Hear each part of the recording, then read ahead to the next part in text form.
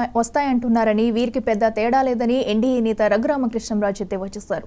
తమకు తక్కువలో తక్కువ 125 సీట్లు వస్తాయనుకుంటున్నామని చెప్పారు. ఎన్నికల్లో రిగ్గింగ్ను అరికట్టేందుకు వెళితే ఇన్ని కేసులు అంటూ పిన్నెల్లి రామకృష్ణారెడ్డి వాపోవడం చూస్తే కంచె చేను మేస్తే అన్నట్టుగా ఉందని విమర్శించారు. జూన్ 4న వైసీపీకి పెద్ద కర్మ నిర్వహిస్తామని రఘురామకృష్ణంరాజు అన్నారు. గత ఎన్నికల తర్వాత కూడా నేను ఐనవల్లి వాడపల్లి ఇక్కడ ఈ రెండు దేవాలయాలు కోనసీమలో ప్రసిద్ధిగాంచిన ఈ రెండు దేవాలయాల దర్శనానికి వచ్చాను. అలాగే అదే పద్ధతి ప్రకారం ఈసారి కూడా రావడం జరిగింది. మళ్ళీ త్వరలో ఒక వారం అదే 2 వారాల తర్వాత ఎన్నికల ఫలితాలు వచ్చిన తర్వాత మళ్ళీ కోనసీమకి అమలాపురం వచ్చి మళ్ళీ వాడపల్లి ఐనవల్లి ఈ రెండు దేవాలయాలు దర్శించుకుంటాం. స్వామిని ఇక్కడ కోరుకున్నది వాడపల్లిలో కోరుకోబోయేది ఒకటే, ఈ రాష్ట్రానికి మంచి పరిపాలన రావాలని, ఈ దుష్ట పరిపాలన అంతమవ్వాలని. ఆ కోరిక తప్పకుండా నెరవేరుతుంది. అత్యధిక స్థానాలతో చంద్రబాబు నాయుడు గారు ముఖ్యమంత్రి కాబోతున్నారు.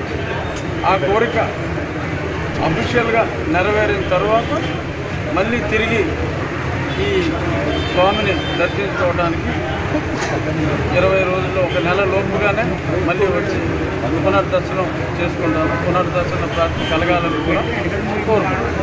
కేఏ పాల్ గారు కూడా చెప్పారు 175 వస్తాయని. ఆయనకి ఈయనకి పెద్దగా నాకు ఎన్ని సీట్లు వస్తాయనుకుంటే తక్కువ వస్తే 125గా. మరి ఆ తర్వాత మన జరిగిన ఎన్నికల ట్రెండ్, ప్రజా స్పందన రాత్రి 10 అయినా 11 అయినా వారి పూర్తిగా చూస్తే ఇంకా పెరిగే అవకాశాలు అయితే ఉన్నాయి. కనీసం అయితే 125 స్థానాలకి ప్రస్తుత రాష్ట్రంలో రామకృష్ణారెడ్డి గారు మరి అన్ని దారుణాలు చేస్తే కూడా ఎన్నికల రిగ్గింగ్ అరికడటానికి రామకృష్ణారెడ్డి వెళ్తే ఇన్ని కేసులు అని చెప్పి సాక్షులు వాపోయారు. ఇంకేం చెప్తాం? కంచె చేరు వేసినట్టుగా ఉన్న వ్యవహారం. అంతే 4వ తారీఖు యువజన శ్రామిక రైతు కాంగ్రెస్ పార్టీకి అధికారం నిర్వహిస్తాం. ఆ కర్మలో మరి అందరూ కూడా పాల్గొంటారు. ఉమ్మడి నెల్లూరు